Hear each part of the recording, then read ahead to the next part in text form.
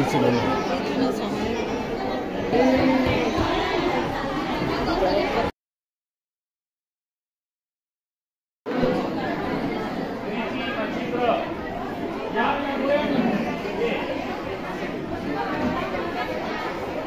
2014 में ये दुआ फाउंडेशन का हमने शुरुआत की थी और इसके ज़रिए बहुत सारे मुख्तलिफ़ प्रोग्राम्स हम लेते हैं।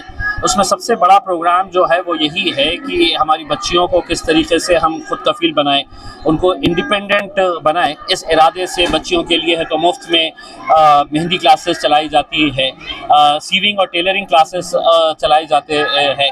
3-3 महीने का बैच होता है और इसमें बच्चियों को टेलरिंग क्लासेस कंप्लीट करने के बाद एक सर्टिफिकेट के साथ एक मशीन भी उन्हें दी जाती है ताकि वो अपने घर पे जाकर अपने एक रोज़ी रोटी का ज़रिया अपना ख़ुद का इंडिपेंडेंट तौर के ऊपर वो तैयार कर सके, क्योंकि यहाँ पर हम उन्हें हुनर सिखा रहे हैं।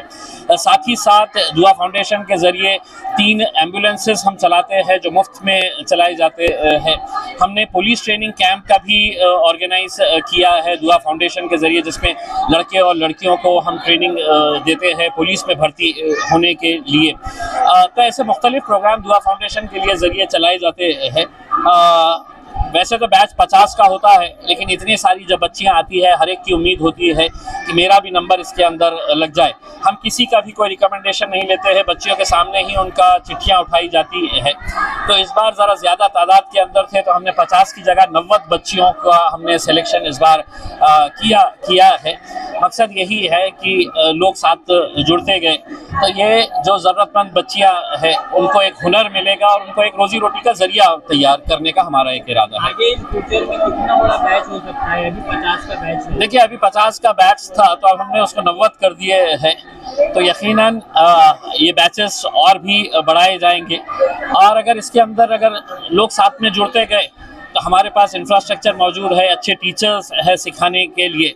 1 रुपया भी किसी से इसमें लिया नहीं जाता है, कोई भी कोर्स के लिए 1 रुपया नहीं लिया जाता है, पूरा मुफ्त में इनको ये कराया जाता है, ट्रेनिंग दी जाती है।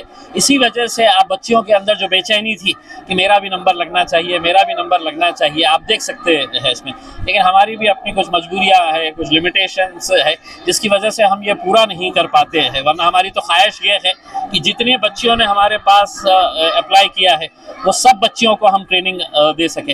इसलिए मैं कहता हूं कि लोग अगर जुड़ते गए तो यकीनन इसको और बढ़ा सकें। आदर्श पथ संस्था की 2 प्रॉपर्टी बेचने के लिए नीलामी के लिए आपकी जो मेहनत है वो रंग लाई, क्या कहेंगे? देखिए, मैंने शुरुआत से ये कहा है कि ये हिंदुस्तान का पहला केस होगा कि जहां पर किसी एक सोसाइटी का पैसा जो डूब गया था पूरी तरीके से, वो पैसा 1-1 रुपया वो उनके ठेवीदार जो है उनको वापस दिया जाएगा। ये महाराष्ट्र में तो छोड़ दीजिएगा, आप पूरे हिंदुस्तान में कहीं पर भी नहीं हुआ है कि इतने कम पीरियड के अंदर ये पूरे प्रॉपर्टीज़ आइडेंटिफाई करके उसको नीलामी के लिए लाया गया है। 2 प्रॉपर्टीज़ ऑलरेडी ऑक्शन के लिए आ चुकी है और भी प्रॉपर्टीज़ अभी ऑक्शन के लिए आएगी। मेरा मकसद यही है कि जल्द से जल्द ये ज़रूरतमंद तकरीबन 60-62 हज़ार लोग जो है उनका पैसा 1-1 रुपया वापस करना। औकाफ बोर्ड की जो अभी कार्रवाई हो रही है, जालना रोड में बड़ी प्रॉपर्टी के होल्डर्स को नोटिस इश्यू की गई है, आप मुतमईन हैं ये सारी कार्रवाई से? देखिए, ये पहली मरतबा ऐसा हो रहा है कि इतने सारे पुलिस केसेस रजिस्टर हो रहे हैं, इतनी सारी प्रॉपर्टीज़ रिकवर करने की बात हो रही है। अभी जालना रोड के ऊपर तकरीबन 29 ऐसे प्रॉपर्टीज़ हैं जिनको नोटिस इशू किए गए हैं। इसमें दिक्कत ये है कि वक्फ बोर्ड जैसे ही कोई कार्रवाई करना चाहता है लोग कोर्ट में पहुंच जाते हैं, कभी नीचे का कोर्ट स्टे दे देता है, कभी हाई कोर्ट स्टे दे देता है।